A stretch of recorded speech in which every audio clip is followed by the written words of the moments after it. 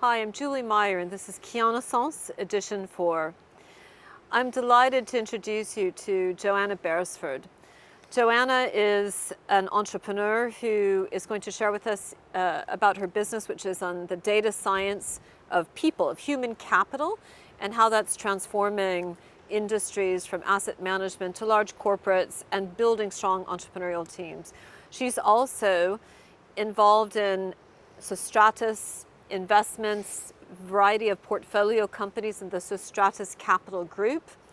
She is here with me in Keia, Greece. She's joined us. She'll be keynoting this weekend. I'm delighted that you came to be with us, Johanna. Thank you so much. Thank you, Julie. So, I mean, you almost defy the odds. How have you managed? You're successful in business, you're successful, you've got a beautiful family. People say that you can't have it all, but you do. How did you defy all the odds and get where you are?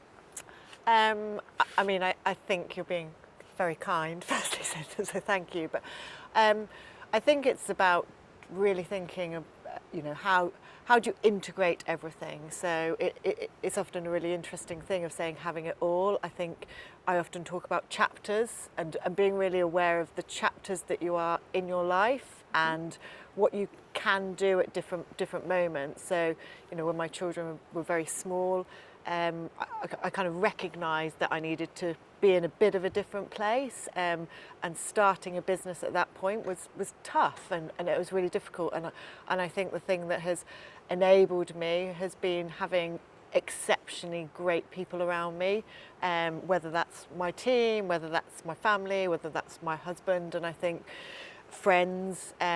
These are the things that I think really keep entrepreneurs up, and often we don't talk about that enough. It's actually, it's never a single person. I talk about that in corporations, but an entrepreneur is never really a single person. It's the network that they have around them.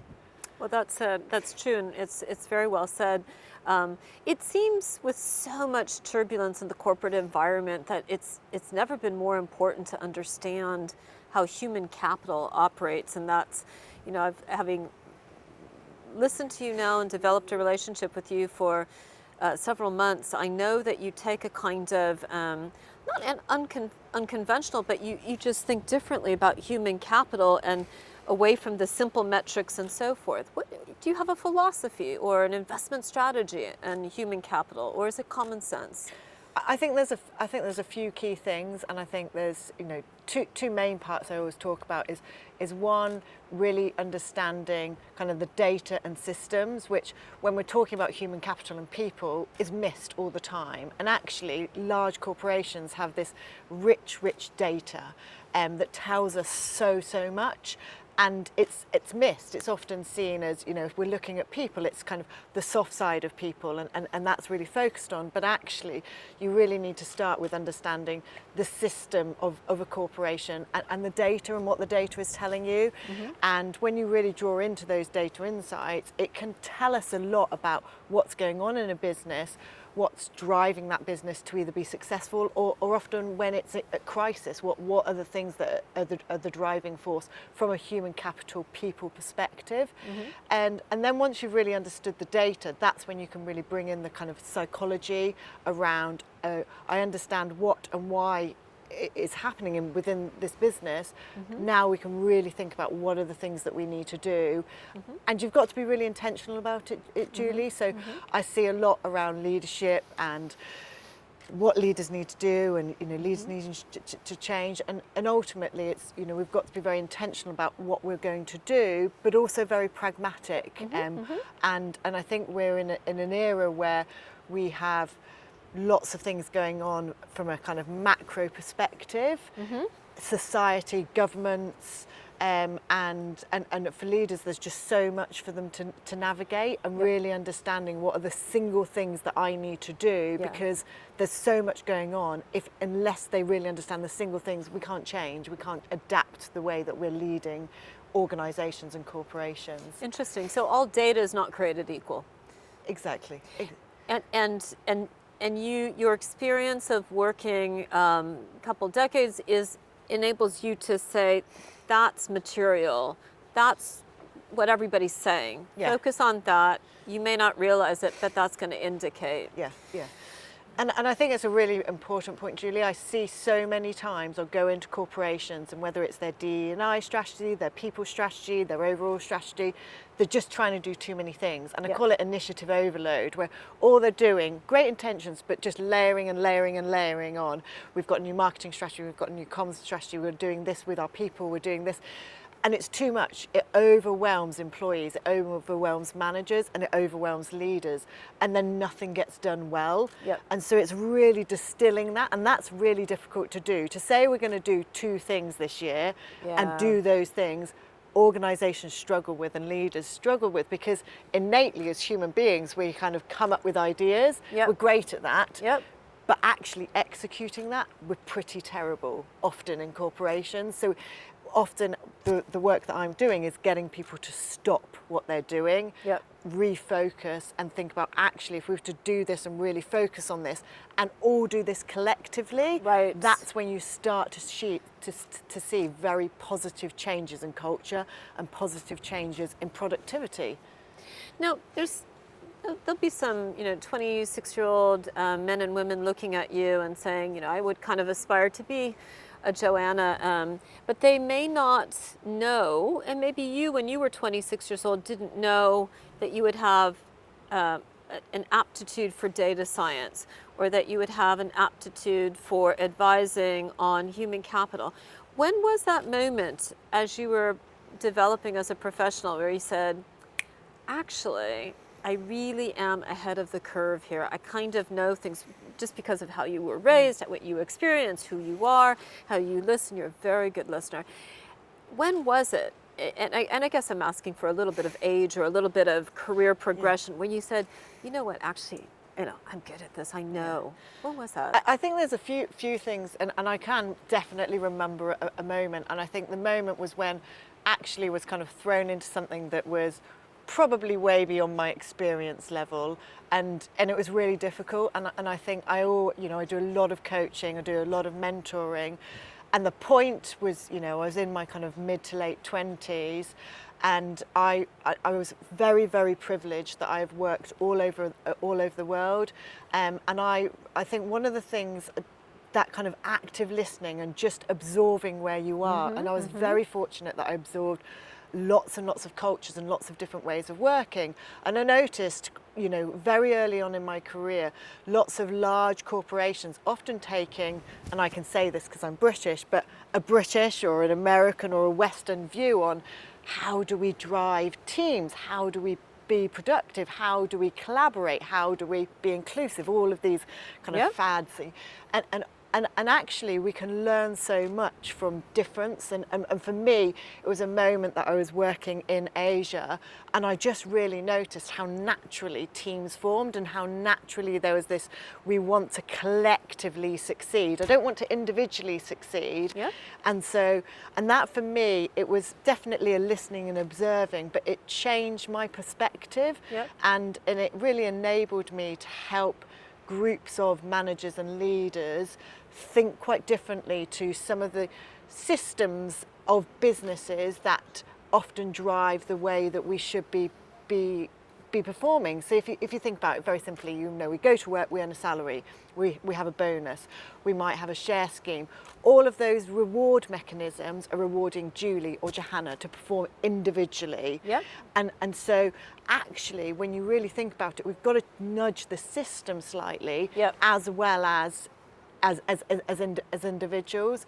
And so I think it was, a moment in my kind of mid-20s that I thought, actually, we could just do things quite differently. And I started to do it then in the organisations where I was a HR director and influenced it within that. And then I realised, actually, I could do this at a greater and a larger scale of supporting lots of organisations rather than just the organisation that I was in. But that was a hard decision, and it was definitely, looking back now, quite at the time I didn't realise how brave I was just to leave a job, a very good job I was happy in, and could do to be. We were talking earlier, being an entrepreneur is just really different, but probably I mean, far more rewarding than ever. Yes. For lots of reasons, both good and bad. And so frequently when you come into environments a little bit like Keanaissance, here we are, and we're under 100 people, but there's different people that are meeting, and everybody's kind of sizing each other up, right? And everybody kind of, I think, feels pretty good. It's a good group. But people they're sizing each other up, and they're playing a little game of positioning themselves, right? Everybody's positioning themselves. And you're right, there's an Anglo-American thing about how we position, and a lot of it has to do with kind of a bit dominating a conversation, right? Yeah. A bit showing that I have the ability to quiet all of you down because I am, and so forth. And yet you've achieved what you've achieved by being an active listener. That gave you, if you will, it gave you power, gave you insight, it gave you courage and confidence, and also commitment to share what you do differently. So how do you think that active listening plus, let's say, a kind of data science, which kind of gets that gets embedded in the way that we work, how do you see, when you look out over the next decade, you say, if I, Johanna, and my firm Indiverse is super successful, we will continue to deliver these kinds of outcomes to our how would you describe that future of the outcomes of being your business having the impact that it is, and that you wanted to have even more so? I think if I could say it in a single sentence, that boardrooms looked entirely different to what they do today. Okay. They've not changed in 100 years. They're Okay. exactly the same. We operate boards, chairmans, that whole construct in the same way. And then yet I think the world is changing. So, the need for us to be responding to what is going on around us. Here we're here because we're really thinking about sustainability. We're thinking Yes. about that as an entire kind of area and an industry, but Yes. actually every organisation has to be paying attention to that. Every organisation needs to be, I talk a lot about social mobility. The rich are getting richer and the poor are getting poor. That divide is getting, Right. so for me, if we're successful, is that actually that whole corporate governance, we flip on its head so that it's different. Yes. And why do I think, coming back to that kind of first point that you were touching on, active listening is so valuable, because if I am the most senior person in the room and I don't speak, I hear more. Beautiful. I just hear more. That's a gorgeous statement. If I am the most senior person in the room and I don't speak, I hear more. Wow. That's a fabulous statement.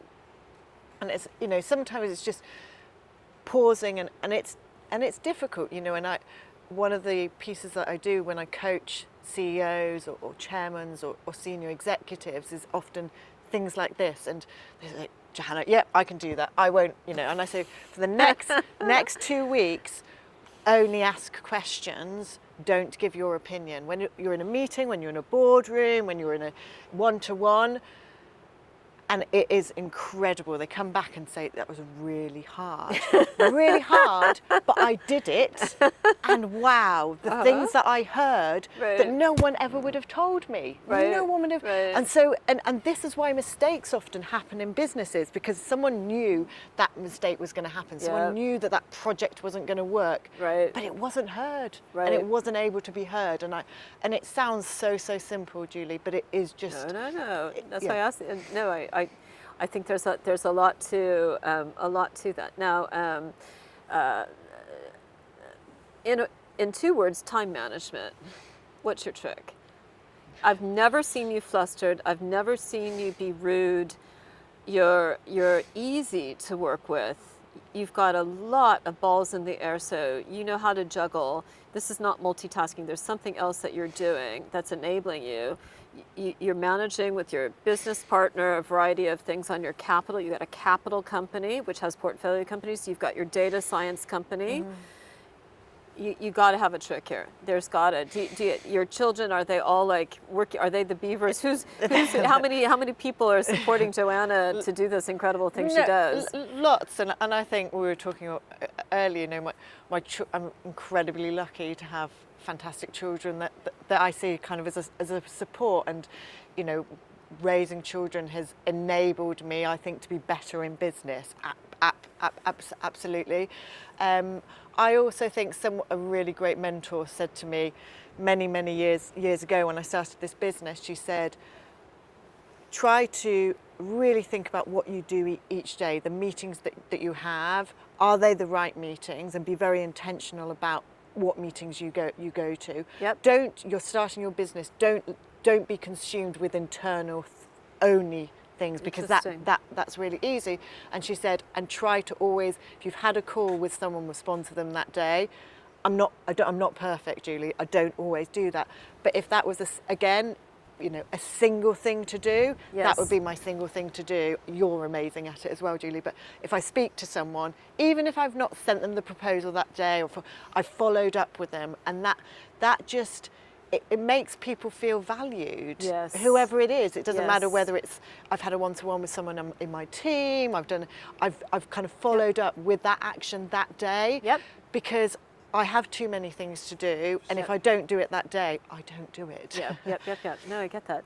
Now, just before we close, Keanaissance, and you convene people, and you facilitate, and you have your platforms and so forth. What in the first 2 days that you've been here in Kia and Keanaissance, what has struck you about either this group of people or this island, or what you've heard me go on about, or has somebody said something, just almost stream of consciousness without even thinking about too much? What has happened to you here in Kia? So it's really interesting. So this morning I woke up, I'll be very honest, and I thought, wow, I have this and this and this and this to do. And I even messaged you saying, oh, we might be a bit late. And then I said, no, we're here. Let's just come. We need to come and be present. And last night was wonderful, and had some great conversations with people, I think, that are really invested in the businesses that they're doing, but the impact that those businesses are having on society, which is just so aligned to kind of values. And I think what you've done is bring a group of people together that have shared values, and that's difficult. Yes, it is. And all of the conversations I've had today, there has been a connection in some way about something, and it comes down to that. Okay, why am I in business, and what are the drivers for me to be doing this? And that again is unique. And I think this group of people here, over the next few days, that's the thing that I think we're really going to be sharing. Indeed. Well, I tell you, I was thrilled that you can, because I know how much you have going on, and I always think, like, somehow super proud when somebody makes the decision to hang out with me and my friends on my island and my platform, and to share, because I learn a lot from people, and I get a lot of energy from listening and working and building.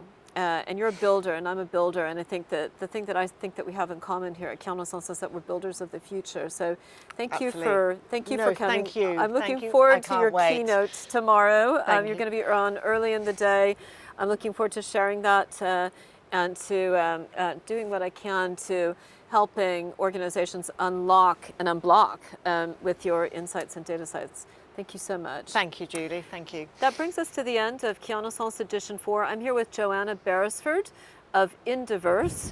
Oh, so Stratus Capital, and many corporations, boardrooms, and entrepreneurs that she works with. We look forward to sharing her keynote in the next days with you online on the Keanaissance Media channel. And thank you very much for tuning in and joining us. We'll see you next time.